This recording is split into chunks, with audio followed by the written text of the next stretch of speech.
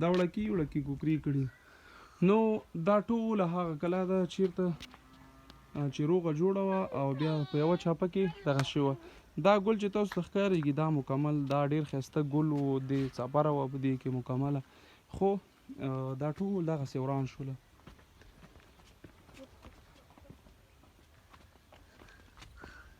دې خوا بله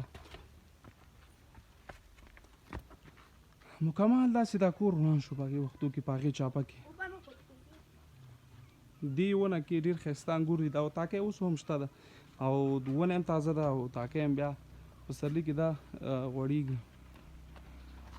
دا ګوره دا ټول داسې وران شو.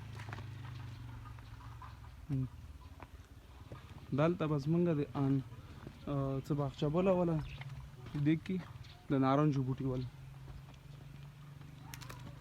دې کې مکمل د نارنجو بوټي ول، څه میوې بوټي نور هم ول. دلته یو دې ځای کې یو د انارو بوټی او دلته د بویانو بوټی او ډېر ښایسته بویان به چې ورته ویلې، دا به جوزا کې پخېدل شاوخوا کې یا مني کې، نو ډېر ښه خوند به یې کوو.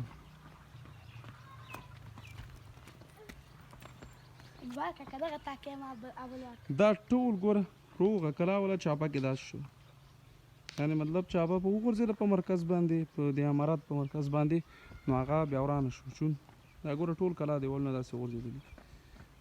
دا اوس تاسو ته ما د خپل کلي هغه ځای چې چېرته زه غټ شوی وم پیدا شوی وم او ما غوښتل تاسو سره معلومات شریک کړم. ډېرو دوستانو به غوښتلم نو دې ویاله کې به کله کله موږ لامبل هم چې ماشومانو، کله مو چې عمر کم و دلته به هم لامبل هم اوړي کې. ښه دا د تناره دالان تنور به دلته ایښی و او دا چې و دې ته به هم بوسخانې ویل، یعنې د مال دا واښه شیان به پکې ساتل.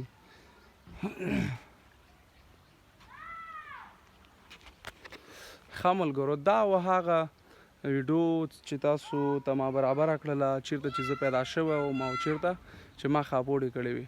تر بلې ویډیو پورې د خدای په امان، بلې ویډیو کې به انشاءالله ګورو. ښه وخت.